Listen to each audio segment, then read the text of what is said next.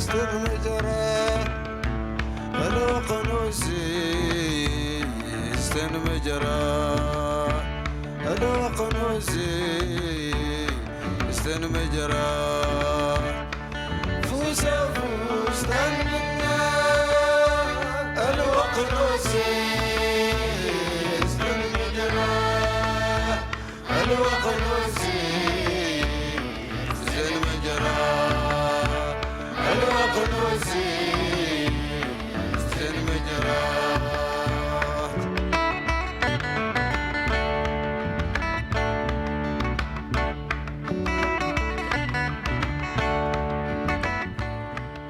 Seguimos en la mañana de Agenda. Son las 11:18.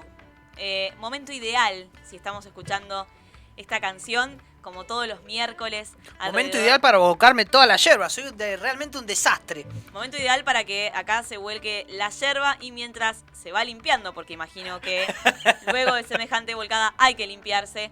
Le vamos a dar la bienvenida, como todos los miércoles a esta hora, a Javier de la Casa Azul. ¿Cómo estás? Buenos días. Hola, ¿qué tal? Buenos días. ¿Cómo les va? ¿Cómo andan? Gracias por la bienvenida, por la introducción. Y bueno, acá estamos de nuevo con ganas de hablar un poquito sobre libros, sobre lecturas. Y bueno, hoy les traigo una propuesta diferente.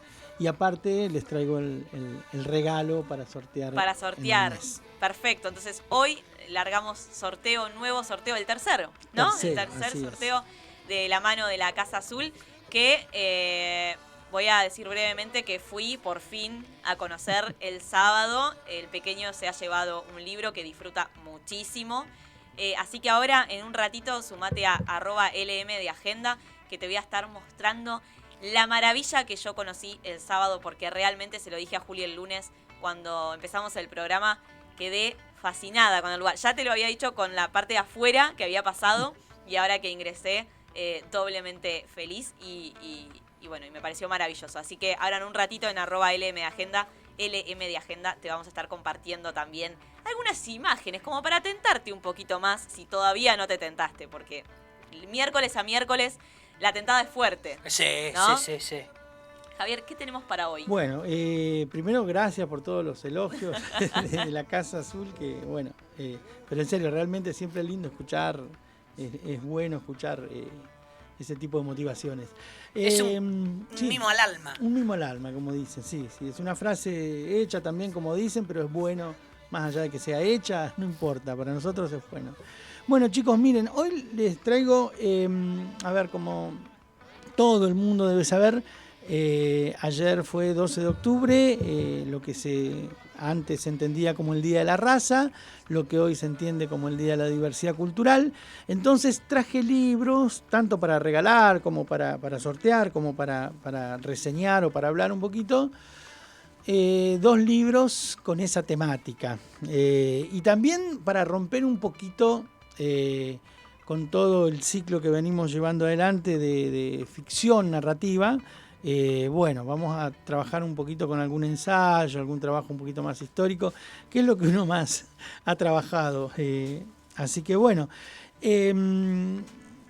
para regalar un libro que se llama Historias desconocidas de la Argentina indígena, está escrito en el año 2010 de Editorial Edasa. El autor es Andrés Bonatti, un periodista, y quien les habla, Javier Valdés, historiador. Y para reseñar también un libro de la misma Editorial Edasa, y de los 2 autores, Bonatti y Valdés, Una guerra infame, sobre la campaña del desierto, y ese libro lo escribimos, se editó, salió para el año 2015. Es decir, hay 5 años de diferencia entre libro y libro, hay temas que son parecidos, pero bueno. El segundo, el libro del que vamos a trabajar hoy, el que vamos a charlar un ratito, es Una guerra infame. Por ahí las editoriales te piden que le pongas un título más pomposo o alguna cosita. Y bueno, ahí salió la verdadera historia de la conquista del desierto Claro. como para estrategia comercial. ¿Te puedo hacer un pequeñísimo paréntesis Dale. que no tiene nada que ver con nada? Dale. Qué linda palabra pomposo. Es una palabra hermosa, me encanta. Pomposo, sí, me encantó. Un poquito fuera, Lo vamos a... fuera de uso, muchachos. Pero bueno, a esta edad se van a encontrar con algunas palabras en desuso. A mí me encantó igual, Bueno. la voy a adquirir. Sí, la vamos a poner en el glosario de la mañana de agenda. Pomposo. Bueno, chicos, miren, la Historia Desconocida, que es el libro que se va a sortear, son 8 capítulos que hablan de historias, como el nombre lo indica, historias desconocidas, es decir, estamos hablando de personajes, estamos hablando de sociedades, comunidades, pueblos que hasta la actualidad se conoce muy poco, bueno, y ahí pudimos encontrar un hilo conductor que tiene que ver con los pueblos y los personajes que se levantaron o que participaron de alguna manera u otra en tiempo y forma de resistencias contra la opresión y contra la colonización y la conquista. De eso trata la historia desconocida de la Argentina indígena, desde Jujuy hasta Ushuaia, ¿sí? Desde las rebeliones o los levantamientos de Juan Viltipoco, Juan Chalimil, hasta los levantamientos en La Pampa, Patagonia, por parte de los pueblos mapuche, tehuelche y todo lo que han hecho en las islas, con los Selknam, con los Alacalufes y con los Zonas. De eso, el que quiera leer un poquito de historia indígena se va a empapar y supongo que le va a gustar porque la narrativa ahí colaborativa de Andrés Bonatti, que es el periodista, que es el que escribe más fácil que yo, hizo que sea muy leíble. Es un libro, si bien es histórico, es de divulgación. ¿Qué quiere decir esto? Separo esto, porque en historia hay textos de tipo netamente académicos y textos con un carácter divulgativo, es decir, que lo puede leer cualquiera, que lo puede entender cualquiera, ¿sí? Bueno, este texto, Historia Desconocida de la Argentina indígena, tiene esa característica. Cualquiera que no ha leído historia o que ha leído poco historia y que le guste, lo va a entender, va a poder pasar hoja a hoja sin ningún tipo de problemas. Claro, la diferencia con el texto académico es que por ahí te trabas más, cuesta más pasar de hoja a hoja, ¿no? Totalmente, necesitas todo un bagaje que muchas veces el lector común, entre comillas, doña Juana no lo tiene y le cuesta, como decís vos, pero un texto de divulgación generalmente tiene que tener como condimento principal que sea de fácil lectura y entendible. Y contexto. Y contexto, sí, seguro. Por eso digo, es un libro de historia, sí, pero de divulgación. El libro Una guerra infame se centra fundamentalmente en la conquista del desierto. Yo recién decía, bueno, esto viene a colación de que ayer fue 12 de octubre. Nosotros tenemos una historia muy larga, tanto Argentina como Latinoamérica tiene una historia muy larga de desconocimiento casi absoluto, podríamos decir. Y esto lo digo con conocimiento de causa, de nuestra diversidad cultural. Es decir, es más, casi muy poca gente conoce cuáles son los pueblos, cuáles son las sociedades, cuáles son las lenguas que existen y que existieron o que se están, que van en camino de pérdida, tanto en Argentina como en Latinoamérica. Lamentablemente tenemos una larga historia de desconocimiento.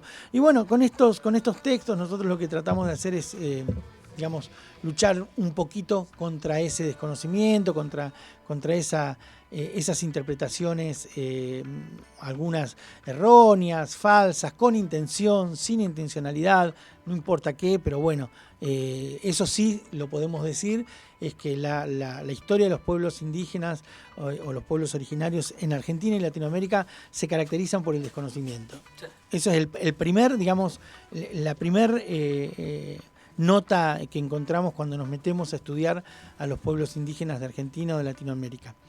En relación a Una guerra infame, es un libro que salió en el año 2015 con la idea de romper con algunos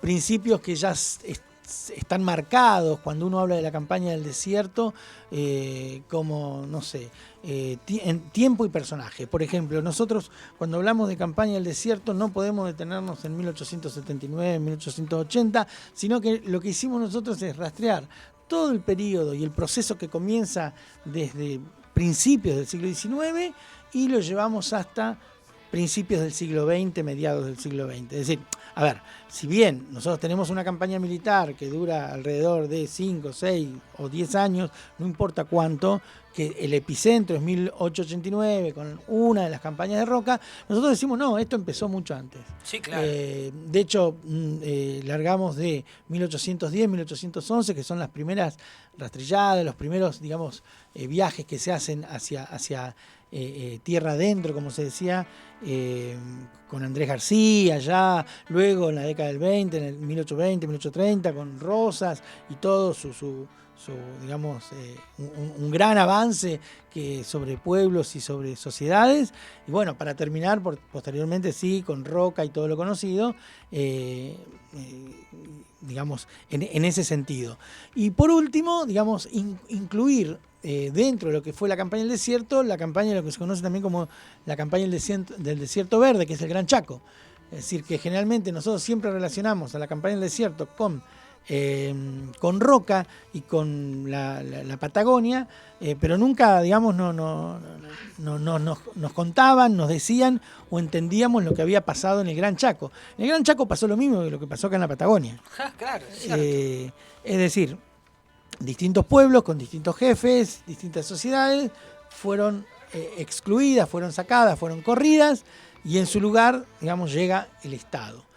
Eso por un lado. Y por otro lado, lo que nosotros digamos, buscamos en este libro es decir, bueno, lo que nosotros conocemos como campaña del desierto, en su momento, digamos, tuvo un consenso casi total.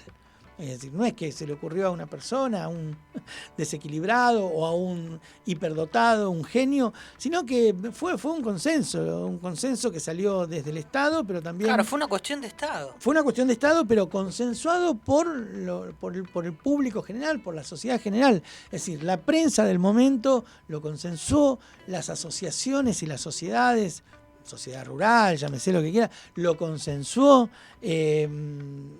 la sociedad científica lo consensuó, ¿sí? Es decir, no es que es una empresa militar pura y exclusivamente.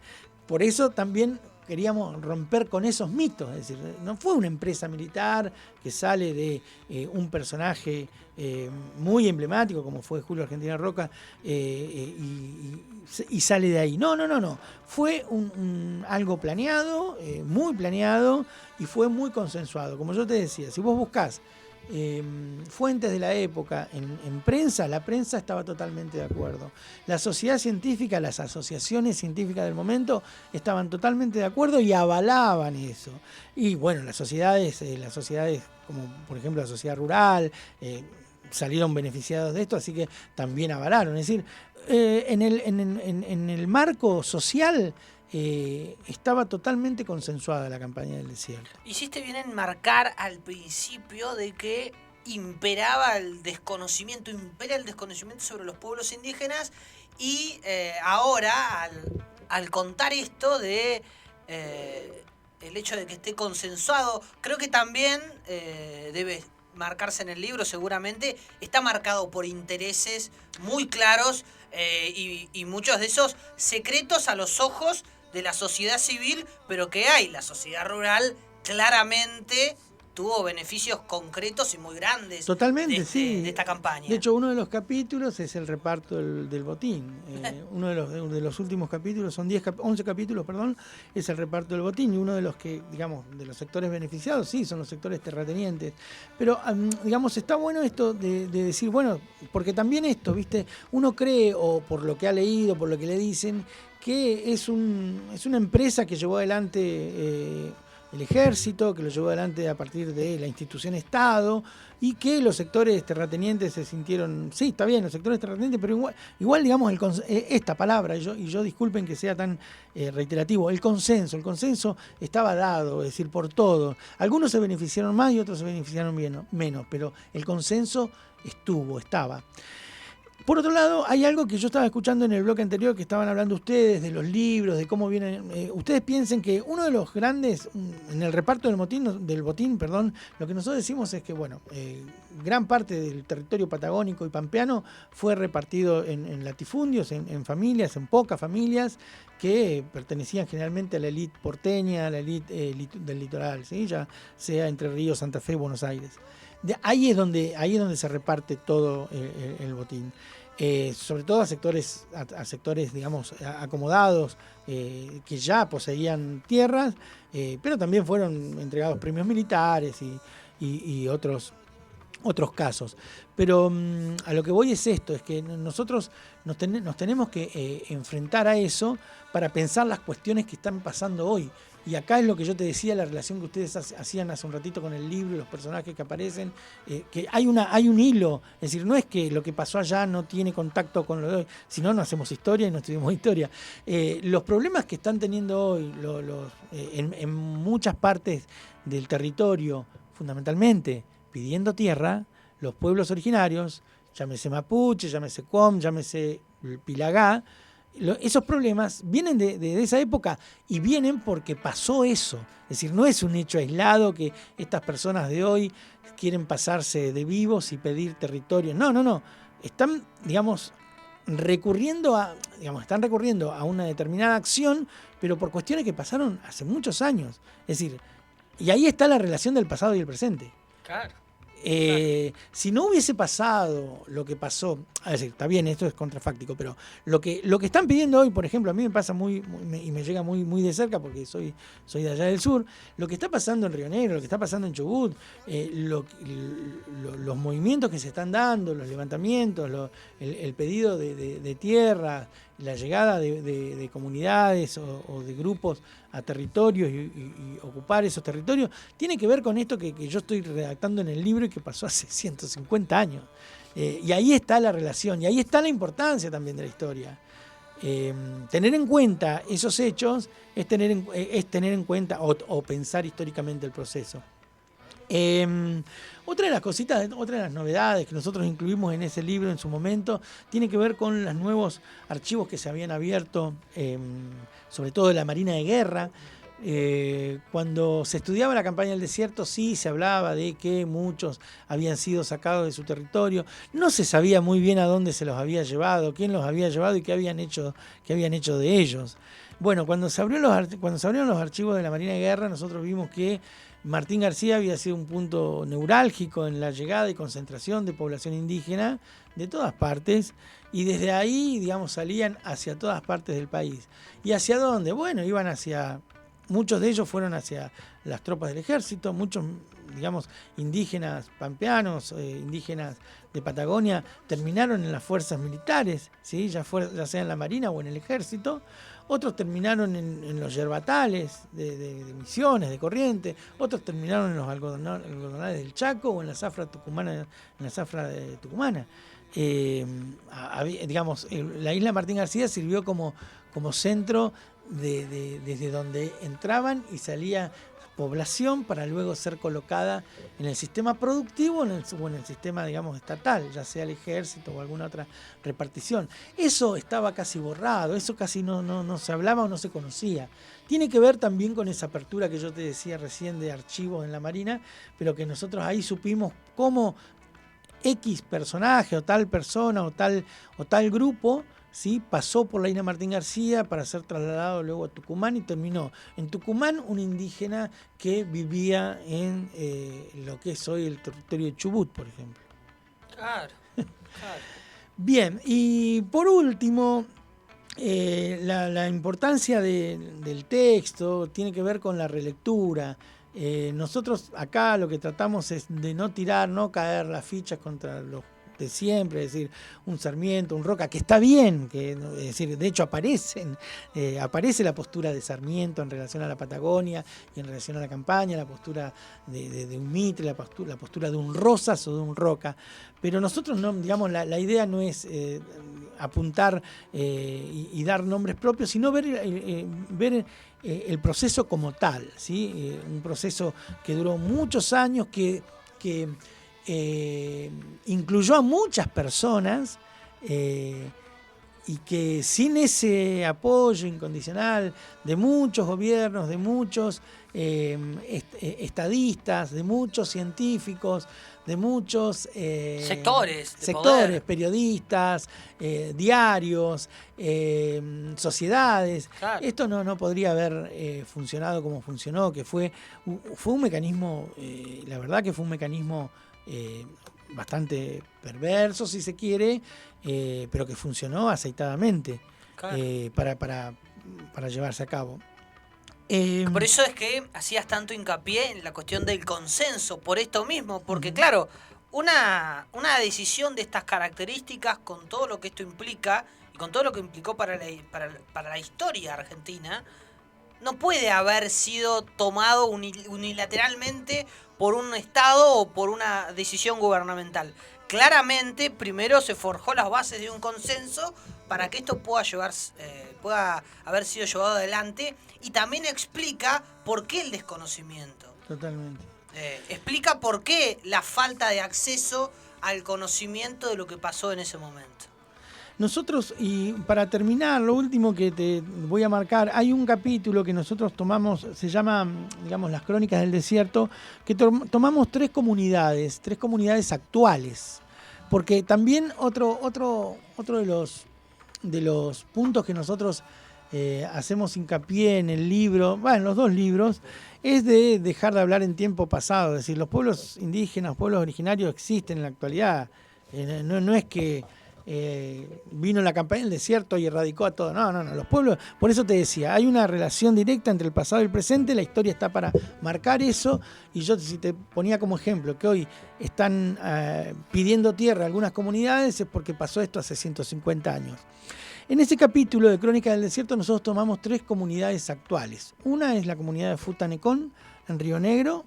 Otra es la comunidad de Nahuelpan, en Chubut, en Esquel, muy cerquita de donde yo soy. Y otra es la comunidad de Catriel, acá en La Pampa. Son tres comunidades que existen en la actualidad. Y tomamos cosas actuales para que vean y para que veamos y que podamos analizar esta relación que yo les decía recién entre el pasado y el presente, ¿sí? La comunidad Futanecón, liderada por una de las familias, que es la familia Prafil, es gente, les doy un solo ejemplo, por ejemplo, es gente que fue llevada en la campaña, en los años de la campaña del Desierto de Roca, llevada desde lo que ellos conocían como la Calfumapu, acá, azul, ¿sí? Para que ustedes, 80 kilómetros de acá. Ellos salen de ahí, van hacia Neuquén, pasan hacia Chile, vuelven de Chile hacia la Argentina, donde todavía, digamos, recién se estaban constituyendo los estados y las fronteras, y terminan en un territorio bastante desértico que hoy está en la línea sur de Río Negro, es muy cerquita de Ingeniero Jacobasi, para los que no conocen, y la familia Prafil y la comunidad Futanecón, que consta más de 20 familias, termina ahí. Hoy en día ustedes pueden ir a la comunidad Futanecón, pueden conocerla, pueden recorrerla. ¿Cómo terminan ahí? Bueno, terminan ahí por esto. Claro. Y ahí es, y acá voy de nuevo y cierro con esto. Ahí es donde nosotros, la historia, la antropología, nos unimos en trabajos para entender esto. ¿Cómo una comunidad, una sociedad, una parcialidad que se encuentra hoy en Río Negro tiene su origen o tiene sus orígenes en Azul, acá en la provincia de Buenos Aires? ¿Qué pasó en el medio? Bueno, pasó todo eso. Eso lo investigamos, está en el libro. Lo mismo pasó con la comunidad de Nahuelpan, que es la comunidad que está ahí en mi pueblo, de donde yo soy, en Esquel, muy cerquita.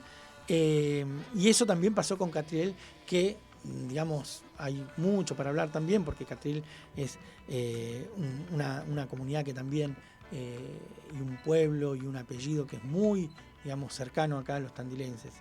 Así que bueno, los dejo con estas dos lecturas, una de regalo y otra, si les gusta la historia y si les gusta el tema, pueden pasar por la Casa Azul. Los dos libros son más que interesantes y no es porque lo diga el autor. Yo estoy pensando seriamente en participar casi que yo sola del sorteo, ¿no? Como publicarlo y comentar yo, empezar a seguir, porque vos también, Paulo también, bueno, tendré que disputar ahí el libro entonces con Paulo, y seguramente Juli también se sume, así que ya somos... Bueno, eso ya es un indicio. Pero bueno, chicos, les digo en serio, ese libro recorre un poquito historias, no historias de un solo lugar, sino que van desde desde La Puna, desde Jujuy hasta Ushuaia. Ahí aparecen en distintos momentos, distintos personajes, distintas comunidades, distintas sociedades, desde los Yegnam, que generalmente lo conocen como los Zonas, hasta los Tilcara o, claro, no sé, los Tukman. Aparecen grupos que muchas veces son desconocidos para todos. Teniendo un historiador acá, no puedo dejar de preguntarle, y estuvimos flojos en no llamarte ayer cuando justamente hicimos alusión a la fecha, y pido disculpas si lo mencionaron con anterioridad, tuve que salir a atender al niño, pero este día, ¿no?, modificado, que pasó de ser el Día de la Raza al Día por el respeto, sí. ¿Alcanza esa modificación, ese título? Mirá, nosotros, yo te lo puedo, a ver, voy a ensayar una respuesta, sí, primero bastante personal por el entorno en que yo me formé y en donde vivo y con quien trabajo, es decir, con las comunidades y con mis hermanos, es decir, de allá del sur. Yo taxativamente te digo que no. Son pequeñas muestras de que, bueno, algo se puede ir haciendo y que hay mucho por hacer. Nosotros, siempre digo nosotros porque yo generalmente siempre que hablo de estos libros y de estos temas hablo con otras personas que generalmente son gente de las comunidades, gente de allá del sur. De hecho, la primera acción, la primera actividad que hicimos acá en la Casa Azul fue con el Parlamento Mapuche de Río Negro, hicimos una charla. Pero lo que les decía es, taxativamente no alcanza. Lo que siempre decimos nosotros, desde donde nos paramos para hablar, es que todas las luchas y todo lo que se consiguió en relación a los pueblos originarios es esfuerzo de los pueblos originarios. Es decir, nadie a lo largo del tiempo le ha regalado nada a los pueblos originarios, a las organizaciones. Al contrario, han puesto piedras, ha sido muy difícil durante muchísimo tiempo. Y acá no hablo de gobiernos ni de bandera. Acá digo, lo que se consiguió en relación a los pueblos originarios, estoy hablando de la Constitución de 1994, incluir a los pueblos originarios, estoy hablando de el convenio en la OIT, estoy hablando de un montón de cosas que se han conseguido que son realmente muy buenas, son pasos, es muy fructífero. Ha sido porque se ha derramado sangre, ha sido porque se ha derramado sudor, porque se ha luchado, porque en el camino han caído muchos representantes de pueblos y hermanos.